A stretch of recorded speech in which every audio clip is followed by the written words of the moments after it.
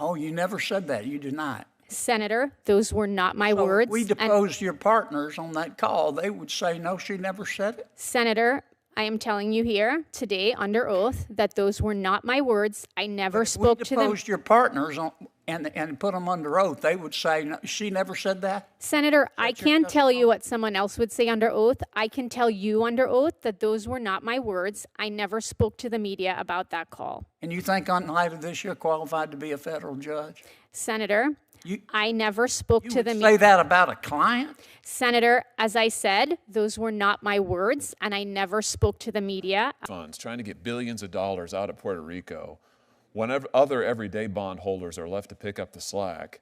You dragged this thing out for years. I mean, you went back and forth to the circuit court. Other hedge funds then followed your lead. They thought that was terrific arguments, super inventive. So then they did the same thing. So then other hedge funds piled in. The bankruptcy went on and on. Puerto Rico was forced to institute serious austerity measures, much to the detriment of their citizens, average people who don't have money for hedge funds. Why is it a good idea? Judge Sparkle Suknan is making headlines after blocking the Trump administration from deporting 76 unaccompanied Guatemalan minors. But her Senate confirmation hearing tells us much more about who she really is. Senators Josh Hawley and John Kennedy grilled her on ethics, leaked comments, and her history of representing powerful hedge funds over everyday Americans. In this video, we break down the hearing, expose her track record, and ask the tough questions the mainstream media refuses to cover. Does Sparkle Suknan put America first, or does she serve the interests of elites and the open borders agenda? Stay tuned, patriots.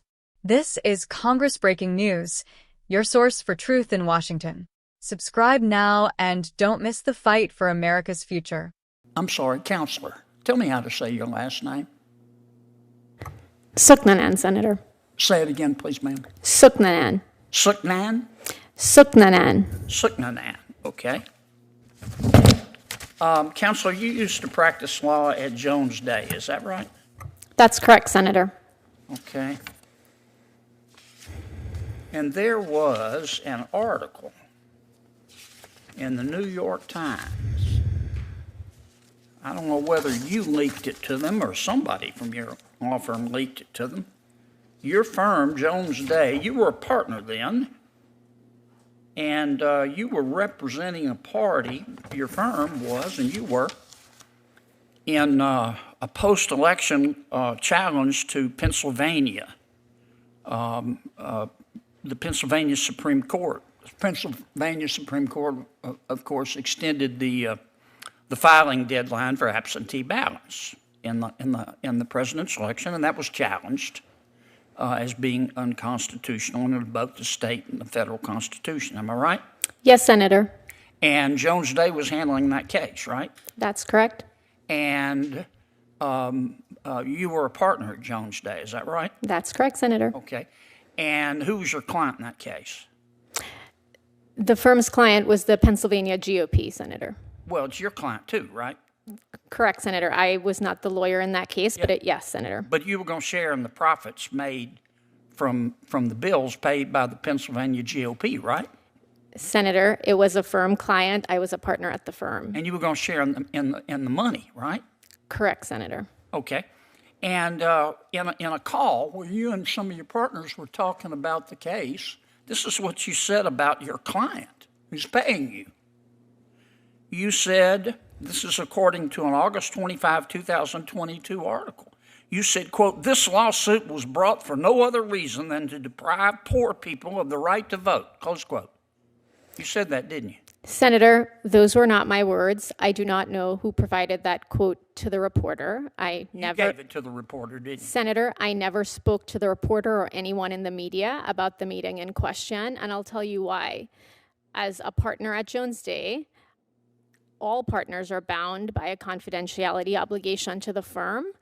And that meeting was an internal, confidential partners meeting. Yeah, I never spoke to the media about it, and those were not my words, Senator. This is a violation of about 927 provisions of the Code of Ethics, isn't it? Senator, that's why I never spoke to that reporter, and those were not my words. I do not know who provided that quote to the reporter. What did you mean Who was trying to deprive poor people of the right to vote? Who were you referring to when you said that? Senator, as I said, those were not my words.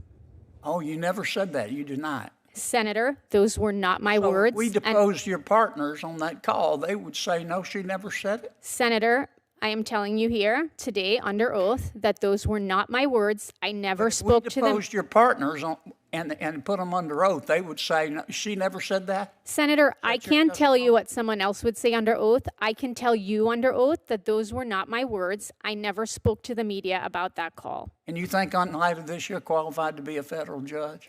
Senator, I never spoke to the You media. say that about a client? Senator, as I said, those were not my words, and I never spoke to the media about the meeting in question. I take my obligations, ethical and otherwise, incredibly Counsel, seriously. you said that, didn't you? Senator, I did not say those words. So the New York Times got it wrong? Thank you, Mr. Chairman. Congratulations to the nominees. Thank you for being here. Congratulations to your families. Ms. Suknalan, if I could start with you. I think we've established from the recent lines of questioning that you worked at Jones Day. You were a partner at Jones Day, is that right? That's correct, Senator. And you had, how long were you at Jones Day, out of curiosity? I was at the firm for 6 years, Senator. Okay. You had a series of clients in that time, I imagine. Is that fair to say? That's correct. That included a series of hedge funds, global hedge funds, is that right? Yes, Senator.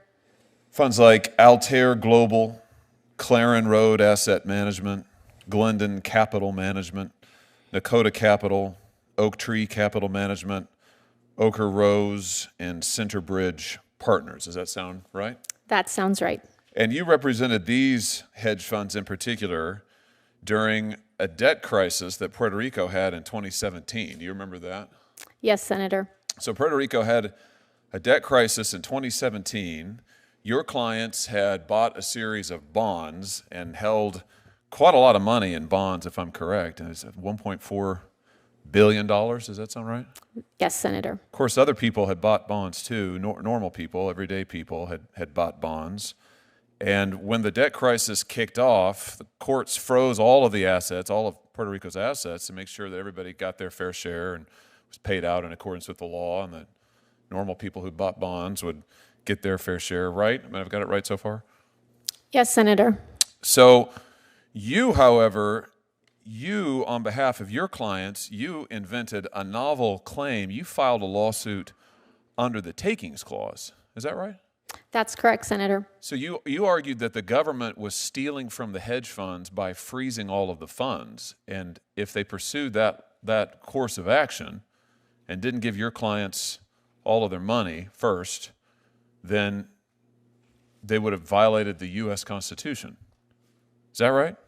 That's not quite correct, Senator. Why was it a good idea? Why represent all of these hedge funds trying to get billions of dollars out of Puerto Rico when other everyday bondholders are left to pick up the slack? You dragged this thing out for years. I mean, you went back and forth to the circuit court.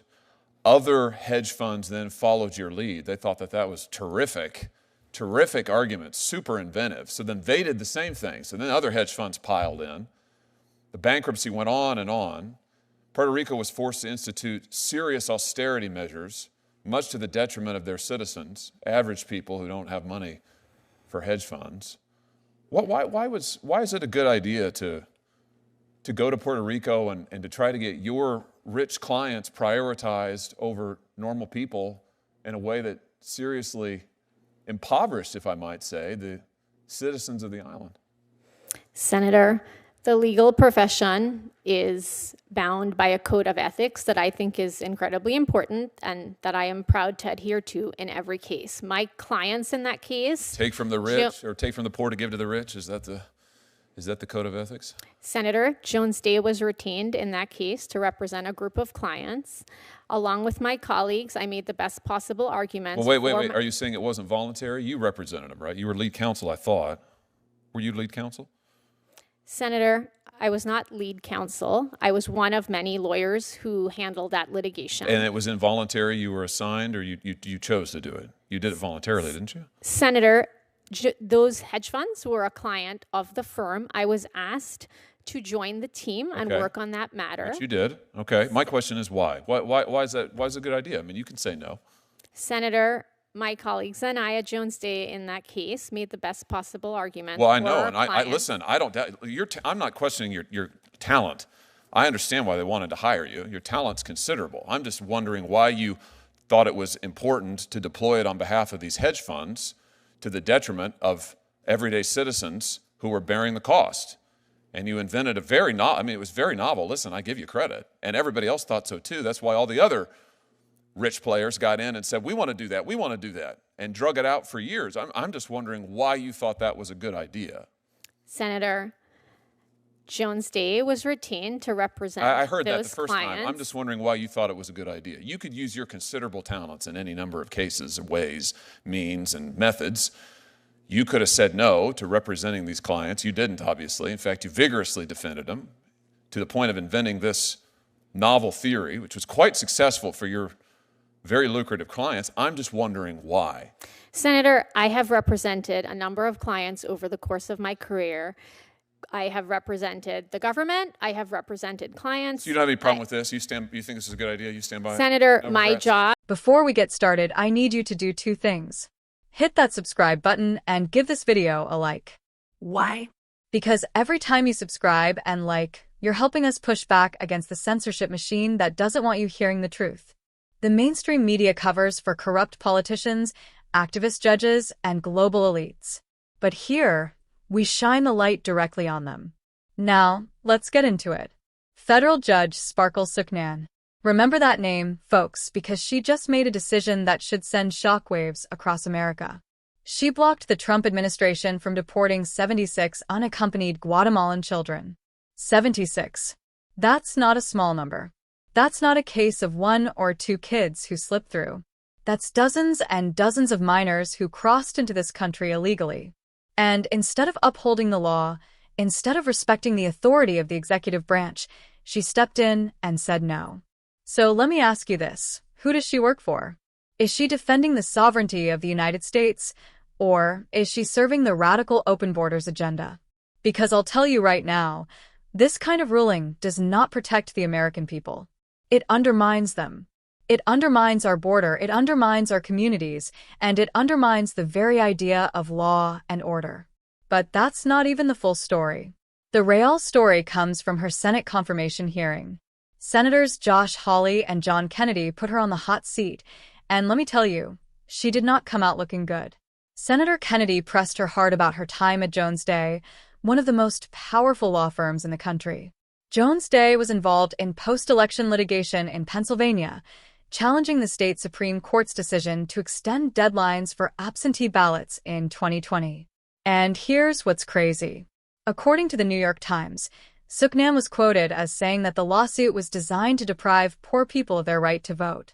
Think about that. A partner at a law firm, supposedly representing her client, allegedly saying the case was nothing but a plot to steal votes from poor Americans. Now, of course, she denied it. She denied it under oath. She said she never said those words, never leaked to the press, never broke confidentiality. But I'll tell you something, where there's smoke, there's fire.